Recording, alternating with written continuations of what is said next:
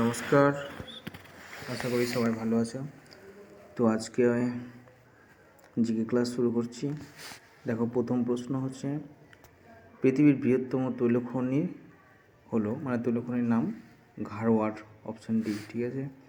2 নম্বর প্রশ্ন দেখো, স্পেলিং নিম্নলিখিত কোন প্রক্রিয়ার সাথে সম্পর্কিত? এটা হচ্ছে আবহ বিকার, অপশান বি। 3 নম্বর প্রশ্ন, যোগাযোগে সাহায্যকারী বায়ুমণ্ডলটির স্তর কোনটি? যোগাযোগে সাহায্য করে আয়নোস্ফিয়ার। ঠিক আছে।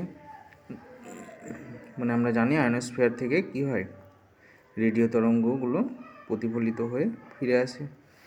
আচ্ছা, পরের প্রশ্ন দেখো, নবনিয়ন্ত্রণবাদের ধারণা দেন কে? এটা অপশান টেলর। ঠিক আছে, অপশান ডি হবে।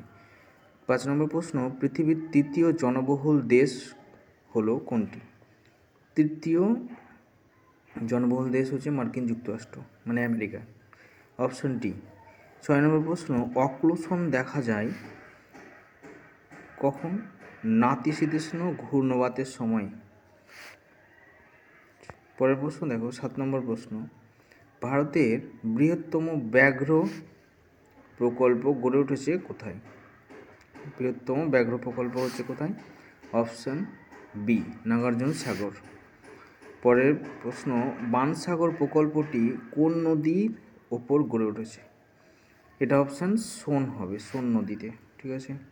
তারপরে 9 নম্বর প্রশ্ন, কর্তৃত নদী বাঁকের উপস্থিতি থাকলে তা নির্দেশ করে কি, কোথায়? পূর্ণ যৌবন লাভ। তাহলে অপশান বিতে আছে। ঠিক আছে। আচ্ছা, প্রশ্নগুলো কিন্তু খুবই ইম্পর্টেন্ট। আপকামিং যত এক্সাম আছে, কম্পিটিটিভ এক্সাম, সেই জন্য তোমাদের ভালো করে পড়তে হবে। আর চ্যানেলটা একটু সাবস্ক্রাইব করে দিও, আর নতুনদের কাছে একটু শেয়ার করে দিও, তারাও যেন এই ভিডিওগুলো দেখতে পায়। ঠিক আছে। আচ্ছা, পরের প্রশ্ন দেখো, 10 নম্বর, সাহারা মরুভূমি থেকে ভূমধ্যসাগরীয় অঞ্চলের দিকে যে উষ্ণ ধূলিময় বায়ু প্রবাহিত হয় তাকে কি বলে? তাহলে ওটা হচ্ছে শিরক্ষ হবে, অপশান ডিতে আছে। দেখো, পরের প্রশ্ন 11, ইউরোপ মহাদেশে কোন দেশটি জনসংখ্যা পরিবর্তনের শেষ পর্যায়ে, 5th স্টেজ? এটা হচ্ছে পর্তুগাল, অপশান এ। আচ্ছা, তারপরে দেখো 12 নম্বর প্রশ্ন, ঊর্ধ্ব ট্রপোস্ফিয়ার দিয়ে যে বায়ু, শক্তিশালী বাতাস বয়ে যায়, বায়ু প্রবাহিত হয়ে যায়, তাকে কি বলে? তাহলে এটা হবে কি, জেট স্ট্রিম। তাহলে অপশান সিতে আছে। তারপরে দেখো 13 নম্বর প্রশ্ন, 1992 সালে বিশ্ব সম্মেলন অনুষ্ঠিত হয়েছে কোথায়? 1992 কোথায় হয়েছে? Rio de Janeiro. ঠিক আছে, এটা হচ্ছে ব্রাজিলে অবস্থিত। হ্যাঁ। আচ্ছা, পরের প্রশ্ন দেখো 14 নম্বর, সান আন্দ্রিজ চ্যুতি এক প্রকারের কি? এক প্রকার হচ্ছে আয়ামস্ফলন চ্যুতি। আচ্ছা, তো তোমাদের কাছে একটাই রিকোয়েস্ট, চ্যানেলটা একটু সাবস্ক্রাইব করো আর নতুনদের কাছে একটু শেয়ার করো। ঠিক আছে, আর ভালো লাগলে একটু লাইক করে দিও। পরের প্রশ্ন হচ্ছে, কোন ভূগোলকে কুণ্ডে হিসেবে বর্ণনা করেন? এটা উত্তর হবে রিটার, অপশান এ। 16 নম্বর প্রশ্ন, গুজরাটের পারমাণবিক বিদ্যুৎ কেন্দ্রটি কোনটি? এই 4টা অপশান দিয়েছে, তার মধ্যে গুজরাটে কোনটা সেটা বলতে হবে। সেটা হচ্ছে কাকরাপাড়। ঠিক আছে। পরের প্রশ্ন হচ্ছে, আচ্ছা তোমরা একটু কমেন্ট করে জানাই তো, তারাপুর পারমাণবিক কেন্দ্র কোন রাজ্যে আমাদের অবস্থিত? পরের প্রশ্ন দেখো 17 নম্বর, নিম্নের কোন ভূমিরূপটি নদীর কার্যের ফলে সৃষ্ট হয় না? নদীর কার্যে, এটা হচ্ছে টম্বেলো। ঠিক আছে, বাকিগুলো সব নদীর ক্ষয় কার্যের ফলে সৃষ্ট হয়। আচ্ছা, পরের প্রশ্ন দেখো, এই প্রশ্নগুলি কিন্তু খুবই ইম্পর্টেন্ট। আপকামিং যত পরীক্ষা আছে, ঠিক আছে, রেলের পরীক্ষা আছে সামনেই, তারপরে কেপি আছে, ডব্লিউবি কেপি, খুবই ইম্পর্টেন্ট প্রশ্ন করে রাখবে সবাই। আচ্ছা, পরের প্রশ্ন দেখো 18 নম্বর, চিকমাগুল কোন ফসল উৎপাদনের জন্য বিখ্যাত? এটা করতে হবে কফি, অপশান বি। হ্যাঁ। উপক্রান্তীয় অঞ্চলের থেকে নিরক্ষীয় অঞ্চল শীতল, কারণ কি? এটা হচ্ছে মেঘাচ্ছন্নতা।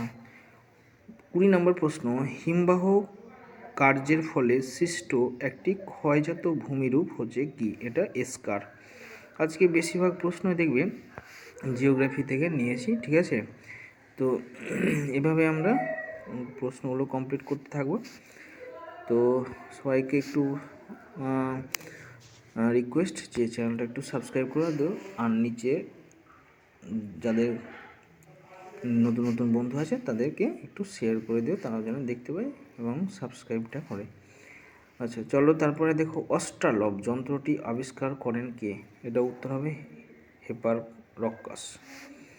অপশান সিতে আছে দেখো।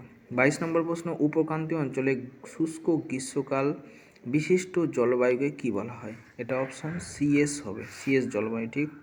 23 নম্বর প্রশ্ন, নিম্নে উল্লিখিত কোন সংস্থাটি ভারতের শ্বেত বিপ্লবের সূচনা করে? শ্বেত বিপ্লব মানে হচ্ছে কি দুধ, তাই না? দুধ মানে কি আমুল, তাই না? আমুল কোম্পানি হচ্ছে দুধের, সেখান থেকে মনে রাখতে পারো। আচ্ছা পরেরটা হচ্ছে দেখো 24 নম্বর প্রশ্ন, সেটা হচ্ছে অ্যাসিড বৃষ্টির জন্য দায়ী গ্যাসটি কোনটি? এটা উত্তর হবে কি সালফার ডাই অক্সাইড। আচ্ছা তারপরে দেখো প্রতীপ ঘূর্ণবাতের সাথে সম্পর্কিত আবহাওয়াটি হলো, তাহলে প্রতীপ ঘূর্ণবাতের সঙ্গে পরিষ্কার ও শুষ্ক হবে, ঠিক আছে, অপশন ডি। পরের প্রশ্ন হচ্ছে 26 নম্বর প্রশ্ন, নিম্নলিখিত কোনটি অস্থানু শিল্প? অস্থানু শিল্প কোনটা? হুঁশিয়ারি, অপশান সিতে আছে। আচ্ছা পরের প্রশ্ন হচ্ছে সার্ভে অফ ইন্ডিয়া কত সালে প্রতিষ্ঠিত হয়েছে? তাহলে এটা হচ্ছে 1767, অপশান এতে আছে। তারপরে 28 নম্বর প্রশ্ন হচ্ছে লুইস অ্যাগাসিস যে ধারণাটি প্রদান করেছিলেন সেটি কি? এটা হচ্ছে উত্তর হবে কি হিমযুগ, অপশান বি। তারপরে 29 নম্বর প্রশ্ন হচ্ছে কালী ও শতুদ্র নদীর মধ্যবর্তী হিমালয় অংশটি যে নামে পরিচিত সেটি হচ্ছে কুমায়ুন হিমালয়, ঠিক আছে। আচ্ছা আজকের লাস্ট প্রশ্ন 30 নম্বর প্রশ্ন দেখো,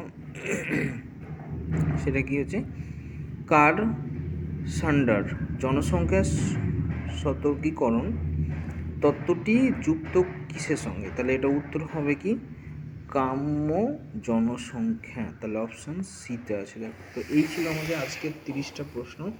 তো প্রশ্নগুলো কেমন লাগছে? একটু হার্ড মনে হতে পারে, আজকে জিওগ্রাফি থেকে নিয়েছিল, তো প্রশ্নগুলো একটু পড়বে, ঠিক আছে।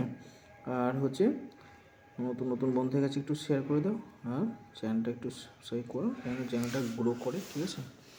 তো এই ছিল আজকের প্রশ্ন উত্তর। চলো টাটা।